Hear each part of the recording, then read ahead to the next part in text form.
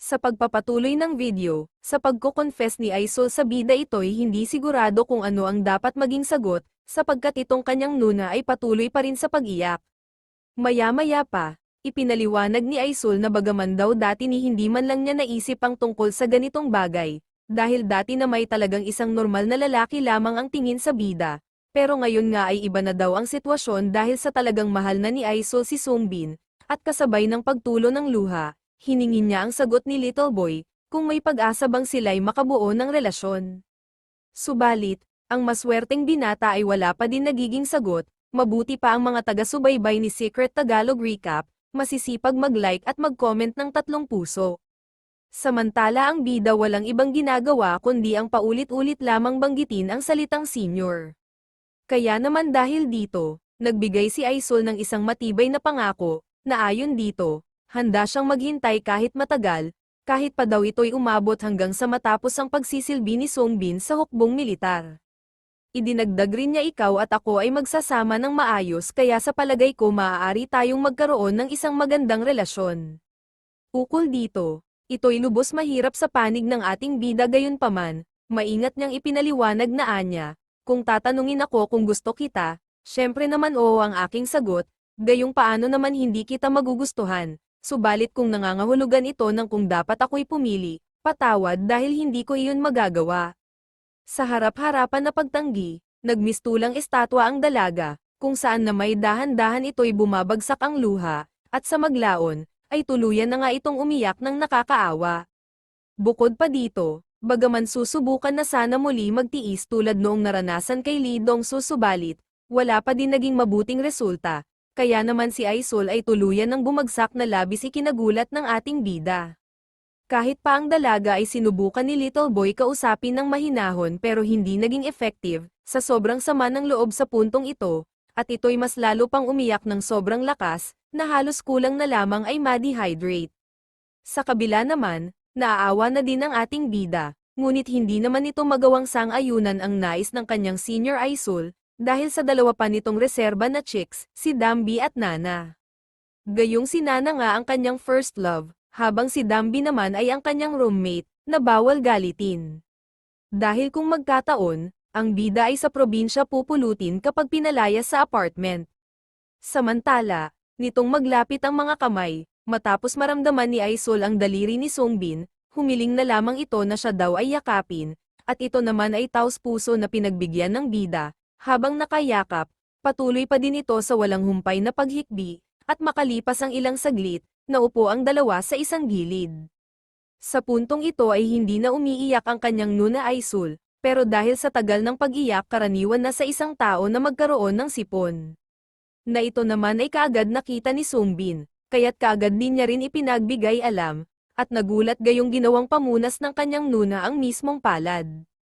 Maya-maya, inalam niya kung maayos na ang pakiramdam ng dalaga, sinagot siya okay na daw siya ngayon, at mas kalmado na rin kahit paano. Matapos mabasted, nalaman na daw ngayon ni Shen Aisol ang pinsala ng gayong rejection, kung saan, higit pa daw pala ito sa kanyang inaasahan. Dahil din dito ay naalala niya tuloy ang maraming binata na kanyang tinanggihan dahil ngayong alam na kung gaano ito kasakit, bigla itong naawa sa mga dating lumiligaw sa kanya. Sa kabila na may humingi ng patawad ang bida sa ginawang pagtanggi sa pag-ibig, gayunpaman ay pinili na ni Aisol na kalimutan na lamang ang tungkol sa bagay na iyon, at mas maigi pang huwag na lamang pag-usapan. Pero bago mag-change topic, naisip nito na alamin ang tunay na dahilan kung bakit siya ay nabasted ni Songbin. Tinanong kung sino ang laman ng puso ni Little Boy. Kahit pa sumagot ang bida ng wala, sinabi pa rin ni Aisol kung sino sa dalawa ni Nana at Dambi, kung sino ba daw ang mas pipiliin kung sakali. Sa tanong na iyon ay sandaling tumahimik ang maswerteng binata, dahil sa pagiging salawahan, hindi pa alam kung sino ang nararapat pitasin. Makalipas pa ang ilang saglit may sinabi ito kay Aisol na bahagya ikinagulat ng babae sa kabila pero, hindi natin nalaman kung ano ang naging pahayag ng ating bida, sapagkat bigla tumalon na ang eksena kung saan tapos na nitong sabihin ang tungkol sa bagay na iyon. Gayunpaman, binanggit ni Aisol na kanya nang nauunawaan ang naging desisyon ng Bomasted sa kanya, idinagdag rin na bagay daw naman silang dalawa gayong sila'y maganda at gwapo kaya't may magandang kombinasyon. Matapos magsalita tumayo na din ito, at pagkatapos, sinabing Yamang Bin Astag muna rin lamang ako, pwede ko bang halikan ng iyong pisngi sa huling pagkakataon habang pinupunasan ang mga naiwang luha? Sa panig ng bida, bagamat ito'y medyo nagulat sa last wishes ng kanyang nuna, pero ipinikit nito ang mata na isang senyales ng pagbibigay pahintulot at syempre para na rin mapagbigyan ang hiling. Di nagtagal, lumapit na nga si Aisol para humalik sa huling pagkakataon, bagaman hindi na ito bago kay Little Boy subalit nagulat pa din ito matapos ituloy ng dalaga ang sinabi. Nagpaalam na din ito sa sandaling matapos, samantala nagsabi ang bida na nais ihatid sa bahay ngunit hindi ito pinayagan ng kanyang nuna, at mukhang desidido talaga gayong bago tuluyang umalis binanggit nito sa bida na simula ngayon, huwag na daw kumilos si Songbin na parang sila'y magkakilala. Sa mabilis na pagtalikod, muli namang bumagsak ang luha matapos ang kahindik-hindak na mga naganap sa loob ng isang araw. Nais man sanang sundan ito ni Little Boy pero hindi na rin sinubukan, gayong baka naman mas lalo pang lumala ang sitwasyon. At tila rin daw hindi na niya ito mapipigilan kahit ano pa ang gawing pakiusap, samantala habang patuloy umaalis ang dalaga, sa dami ng suliranin hindi nito napansin na makakasalubong niya ang dating kaibigan na si Kim Miso, maging si Kim na may gayon din hindi rin napansin kung sino ang makikita sa daan. Kaya naman sa maglaon, pareho sila nagulat matapos mapansin ang isa't isa. At sa sunod na araw, balik na sa normal ang lahat sa school, natapos ang festival pero naiwan ang mga pangit at magagandang nangyari sa bawat nakilahok. At sa oras ng break time, panay ang pagyayabangan ng mga mag-aaral sa bawat isa na kung saan iniinggit ng isa ang classmate, na nakakuha daw siya ng number ng isang magandang blondie na babae doon sa araw ng kasiyahan, kaya't lubhang nainggit ang kanyang tropa pets. Samantala itong si Cien Juan ay tila napatrouble noong panahong iyon, gayong bakas pa din dito ang malaking black eye. At dahil sa black eye, pinagtatawanan tuloy siya ngayon ng mga kaibigang bayabas. Sa ibang bagay, nang dahil sa festival, may nabuong bagong relasyon mula dito kay Dambi at sa atin ng ating bida na si Cien Bin dahil nagkaroon pala sila ng magandang pag-uusap noong araw na iyon at nagpas siyang magpalitan ng cellphone number, upang mas pagtibayin ang pagkakaibigan. At nabanggit din ito kay Songbin na sila'y muli magkikita ng kanyang ate sa loob ng ilang araw na silang dalawa lamang. Samantala, pati pala itong si Nana ay kinausap rin ni Cien Bin noong araw din na iyon, at tulad ng panayam ni Dambi, kinuha din ang cellphone number at magkikita rin sa loob ng ilang araw. Natila gagawa ng hakbang ang ate ng bida, upang kilatisin ng maayos ang may potential maging kasintahan ng kanyang little brother. Buong akala ni Songbin ay magiging maayos ang mga bagay-bagay, pero nitong isang beses na muli niyang makita ang kanyang Sunbay Aisul, magiliw niya itong binati ngunit, hindi man lamang siya nito pinansin man lang na parang nakakita ng tae, dahil tuloy-tuloy lamang ang dalaga sa paglalakad. Nalungkot siya dito ngunit ang kanyang nuna ay wala man lamang reaksyon na talagang tinutuo ang sinabi noong huling oras na sila'y nag-usap. Sa kabila ng lahat muli tiningnan niya ang kanyang chicks at abay talagang hindi man lamang lumingon kahit kalahati. Kaya naman, dahil dito, na lamang seryoso pala ang usapan ngunit kung ito daw ay magpapatuloy lamang ng ganito na siya'y hindi kakausapin, hindi nito mareresolba ang problema at hindi rin masasabi niya ang kanyang panig. Kaya naman bago pa tuluyang makalayo si Aisul tinawag na niya ito humarap naman ito pero, ito'y nagagalit sa pagiging walang galang daw ni Little Boy sa pagtawag ni hindi gumalang sa kanya bilang isang senior. Nangatwiran si Songbin na kanya naman daw itong ginawa, subalit matari siyang sinagot ni Shen Aisul na gawin iyon ng maayos at wala raw siyang narinig na magalang na talumpati bagaman. Kaya bago pa kung saan mapunta ang usapan, inulit ng ating bida ang malugod na pagbati sa mas mahinahon na pamamaraan. Ngunit matapos magsalita na natiling tikom ang bibig ni Aisul at bakas pa rin sa pagmumukha ang matinding pagkapuot at basta na lamang din umalis. Ang naiwang binata ay laking gulat gayong kahit pa ginawa naman ang hiling subalit walang bisa, magkagayon man, hindi na niya muna ito sinundan at nanatiling tahimik muna. At sa oras ng klase, habang nag-aaral kasabay nito ay hindi pa din mawala sa isip ang tungkol sa pagtatampo ngayon ni Shen Aisul. Sapagkat kahit na siya ay kumikilos na parang walang nangyari, sigurado raw itong bida na siya ay lubos na sasaktan, base pa lamang noong gabi ng pag-iyak na hindi pangkaraniwan. Sa karanasang iyon, may napagtanto si Songbin sa kanyang sarili, na siya daw pala ay makasarili dahil sa kaliwat kanan ang kanyang mga babae. Samantala, nahuli ni Nana ang kanyang pagtitig, dahil sa ito'y nagpakita ng tahimik na ngiti, gayon na lamang rin ang kanyang ginawa sa puntong ito at sa sumunod na eksena, habang nasa library, patuloy pa din sa pag-unawa ng mga bagay-bagay. Hindi napansin ni Sungbin na ang mga bagay sa mundo ay hindi talaga permanente. Gayong ang katotohanan dito ay hindi masyadong magtatagal na siya'y palaging mamahalin ng kahit sino. Pero nang buksan ang isang pahina ng aklat sa wakas nakakita siya dito ng magandang paliwanag, ang katagang "A friend to all is a friend to none." Napag-alaman niya mula dito ang isang katotohanan na bagaman kadalasan ay maaring ang magustuhan ng lahat, subalit hindi ka talaga maaaring italaga ng isang tao ng lubusan. Maya-maya ay napadaan ang mag-couple na sila Sujan at Desong, nagpaalam sa isa't isa, at nagsasabihan rin ng palitan ng matinding "I love you." Dahil nga na dito ang kaibigan na si Sungbin, nagpaalam din si Sujan sa ating bida ng may malagkit na boses. At nitong wala na ang kasintahan ni Desong, tinanong ito ni Sungbin na kung walang plano mag-aral para sa sasapit na finals, sinabi ni Desong na kaya nga raw siya ay napadpad dito para mag-aral.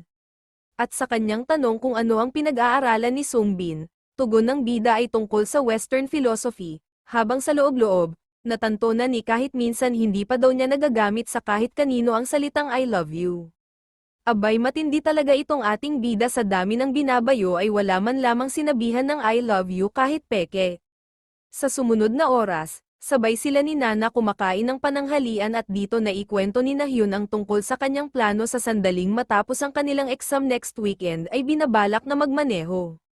At nang ito'y tanungin ni Little Boy kung saan punta, buti hindi siya sinagot ng dalaga ng Tagamon.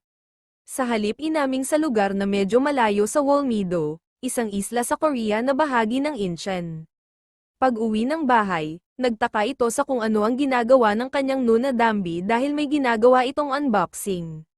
Sa pagkagulat ng roommate, agad-agad nitong sinaraduhan ang box upang di makita ni Little Boy ang baniling sexy suit sa online shopping. Ang sabi pa nito, "Bumili ako ng ilang damit ngunit ibabalik ko sila dahil hindi tama ang mga sukat," ngunit nais malaman ni Sungbin kung anong klaseng damit ba daw ang binili nito. Ang sabi ni Madam Dambi, basta ito'y isang kakaibang bagay, sabay sinubukan baguhin ang paksa ng pag-uusap, na sa halip ang laman ng box ang tuligsain. Tinanong nito na bakit kuno maaga umuwi si Little Boy, gayong dapat maya-maya pa ito dahil sa paghahanda sa sasapit na pagsusulit. Sumagot ang bida na natapos niya ng maaga ang tungkol doon kaya't maaga siya ngayon nakauwi ng bahay, subalit labis na curious kung anong klaseng damit ba daw ang laman ng kahon. Pero ayaw talagang pumayag ang dalaga, gayong ang laman nito ay isang malupit na sikreto. Kahit sinabi na ni Sungbin na paano malalaman kung angkop ba o hindi kung patuloy iyang itatago, pero hindi pa din pumayag si Dambi na ipakita ang laman ng kahon. Gayong talagang ayaw itong pumayag. Sandali nagkatinginan ng mag-roommate na punong-puno ng malaswa na pag-iisip. At sa isip-isip ni Little Boy, hindi pa gayon nagtatagal mula noong huling nakita niya na masyadong seryoso ang mukha ng kanyang Dambi Nuna, kaya naman ito'y medyo natatakot na maulit ang masamang karanasang iyon, kaya naman mabilis itong humingi ng paumanhin at pumayag na hindi na lamang titingnan kung ano man ang pilit itinatago. Sa sandaling humingi si Sungbin ng patawad, napaisip din si Dambi kung siya ba daw ay naging malupit. Sa puntong ito ay ipinaliwanag na wala naman talaga kaso kahit ito'y makita daw ng kanyang boylet, ngunit hindi pa ito ang tamang oras. Sa kabila na may medyo nabigla si Little Boy matapos mabanggit pa ni Dambi ang nalalapit niyang kaarawan na tila ba may regalong handa doon ang kanyang roommate. Subalit sa maglaon, sa kabila ng hiya, pumayag din si Madam Dambi na ipakita kung ano ang kanyang binili online, na ito pala ay isang pares ng bunny costume. Dahil kaya daw siya bumili nitong damit ayon sa sabi-sabi, karaniwan daw sa mga kalalakihan gustong-gusto ang ganitong uri ng kasuutan, hanggang sa magulantang itong bida nang mabanggit ni Dambi na iniisip kong isuot ang mga ito para sa iyo sa iyong kaarawan.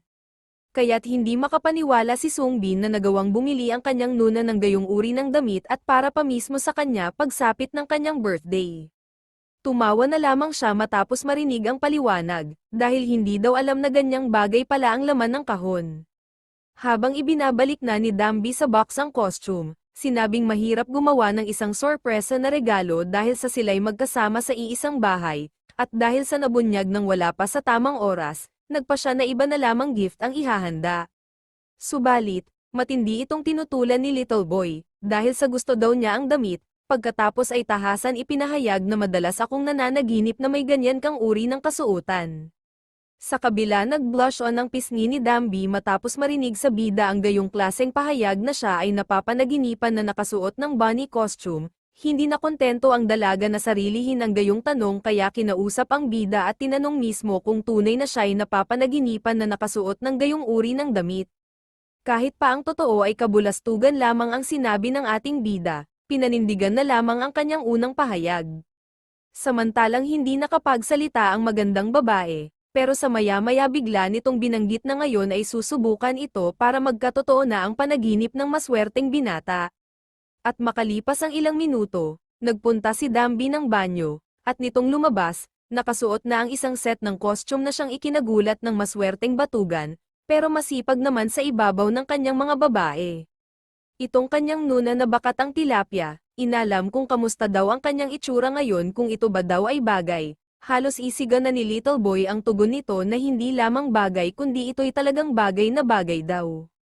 Mukhang halata ni Dambi ang pangbobola ni Sungbin, kaya't muli itong nagtanong kung talaga ba, at kung hindi ba daw siya nagmumukhang kakaiba. Mabilis na tugon niya dito ukol sa kung kakaiba, pinasinungalingan iyon, gayong para daw ngayon isang model si Nuna, habang sa likod ng isip nitong si Little Boy mula sa kanyang pwesto napaka-sexy ngayon nitong kanyang roommate.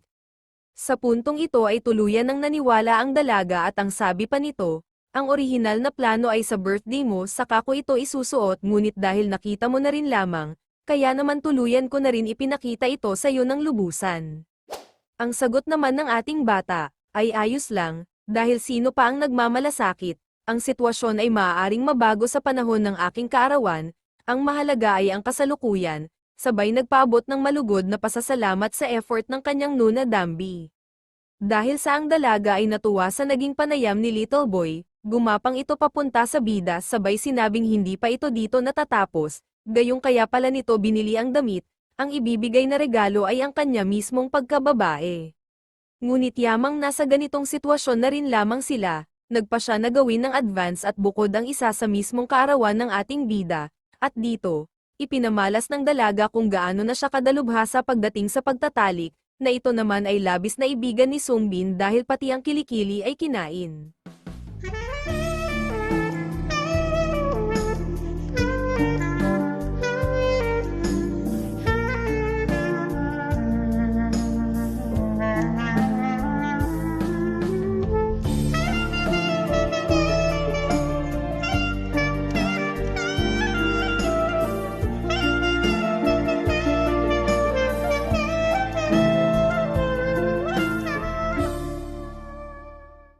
Nang sila'y matapos, pareho may malawak ng ngiti, at sa kinabukasan, kasalukuyan ng ginaganap ang huling pagsusulit, nagulat si CN1 nang makita nitong natapos sagutan ng bida ang test paper sa loob lamang ng 10 minuto. At sa oras naman ng recess, halos maubos ang hininga ni Nana sa dami ng buntong hininga, nagrereklamo na sobrang nakakapagod ang sunod-sunod na pagsusulit. Sa kabila naman, walang lakas ng loob si Sungbin na magsabi ng kahit ano, kaya naman ito'y sumang-ayon na lamang habang nakangiti. Pag-uwi ng bahay, todo asikaso naman siya ng kanyang nuna Dambi, masaya dahil nadiligan ang bulaklak ni Manay.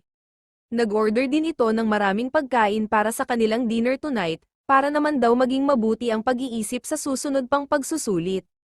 Natuwa siya dito gayong to the next level na ang kanilang pagsasama na para ng mag-asawa, samantala, kahit nasa magandang mood ang roommate hindi pa rin magawa ng bida na masabi ang gustong sabihin dito, na marahil ang tungkol sa nararamdaman, sapagkat ito'y natatakot na ang maging resulta kung sakali ay masira lamang ang magandang pagsasama, kaya't hanggang sa maubos ang oras ay hindi man lamang nabuksan ang gayong topic. Sa sunod na eksena, ipinagdaos ng mga mag-aaral ang isang hangouts kasama ng karamihan, syempre kasama dito ang bida sa kwento at ganito natapos ang mahabang semester. Habang siya'y umiinom, nabibilisan si Sungbin sa paglipas ng panahon, na parang kailan lang daw ay kapapasok lamang ngunit ngayon ay nakatapos na ng semestre. Naudlot lamang ang pagbabalik tanaw nitong tapikin siya ni Nahyun, Sinabihan siya ng kanyang beshi na siguro na may hindi nalimutan ang tungkol sa kanilang usapan na mag-road trip sa darating na weekend gayong tapos na nga ang finals. Mabilis niya itong sinagot na syempre naman naalala ang tungkol sa bagay na iyon. Ang sabi ni Nana, ang aking opa ay maaaring magpahiram sa atin ng kanyang kotse anumang oras, kaya inaasahan kong magagawa kong itaboy ito nang walang mga aksidente, sana lang daw. Dahil sa nasa likod lamang nila ang kanilang senior idol narinig niya ang buong pag-uusap at hindi napigilan na magtanong kung saan ang plano ng dalawa magpunta.